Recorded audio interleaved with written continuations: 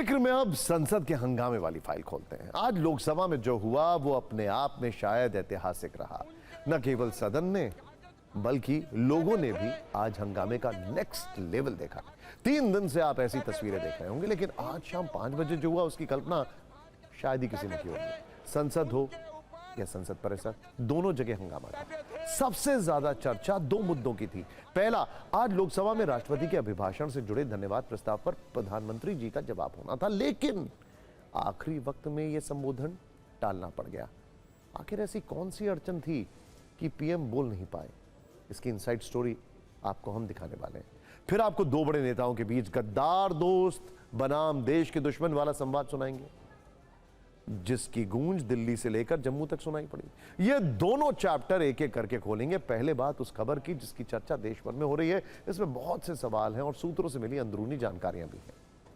प्रधानमंत्री मोदी लोकसभा में शाम 5 बजे राष्ट्रपति के अभिभाषण पर जवाब देने वाले थे। सब कुछ तय था, पूरा देश उनके जवाब का इंतजार कर रहा था। हम भी लगातार नीचे लोअर स्क्रीन पर टीज कर रहे थे। तभी अचानक ब्रेकिंग न्यूज आई कि पीएम मोदी का संबोधन टल गया। पीएम मोदी आज लोकसभा में जवाब नहीं देंगे। इस न्यूज के फ्लैश होते ही सवाल एक ही था, आखिर क्यों? आखिर इसकी वजह क्या है?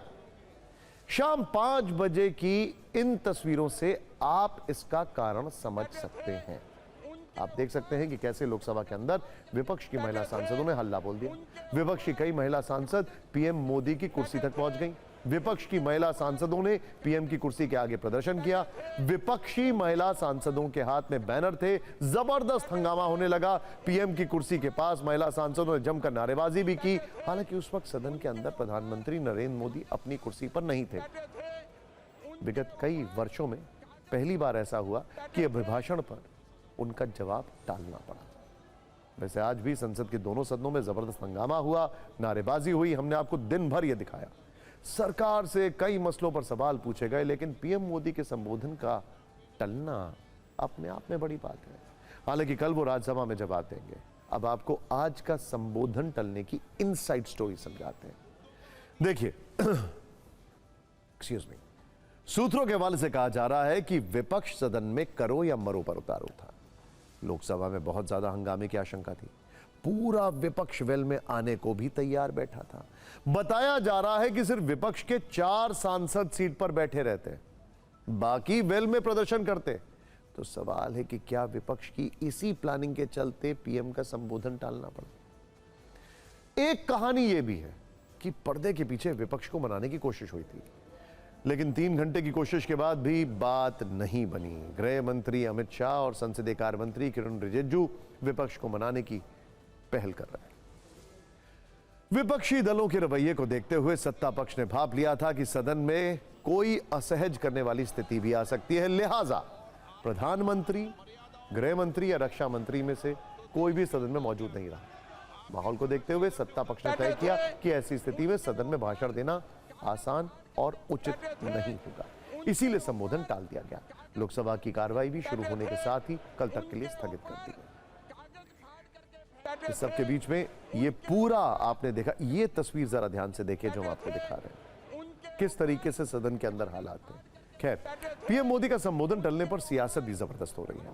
प्रधानमंत्री का भाषण टलने के बाद नेता प्रतिपक्ष राहुल गांधी ने अपना एक बयान पोस्ट किया है। उसके साथ कुछ लाइनें लिखी हैं जो इस वक्त आप अपनी टीवी स्क्रीन पर देखने वाले हैं। लोकसभा स्थगित होने और राष्ट्रपति के अभिभाषण पर प्रधानमंत्री का संबोधन टलने के बाद इस मामले में बयानबाजी भी काफी हुई। उनके ऊपर कागज फाड़ करके हम समय व्यर्थ करने के लिए यहाँ नहीं आए हैं। हम यहाँ इसलिए खड़े हैं कि उनकी आवाज उठाएं, और हम उनकी आवाज उठाएंगे।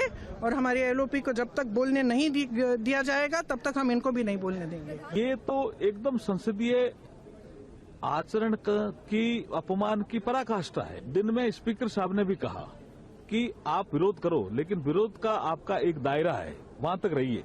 आप सत्ता पक्ष की, जहाँ गृह मंत्री जी बैठते हैं, रक्षा मंत्री जी बैठते हैं, प्रधानमंत्री जी बैठते हैं, उस तरफ क्यों आते हैं? हो सकता है प्रधानमंत्री किसी और चीज में व्यस्त हो, प्रधानमंत्री आना नहीं चाह रहे होंगे, तभी आए नहीं।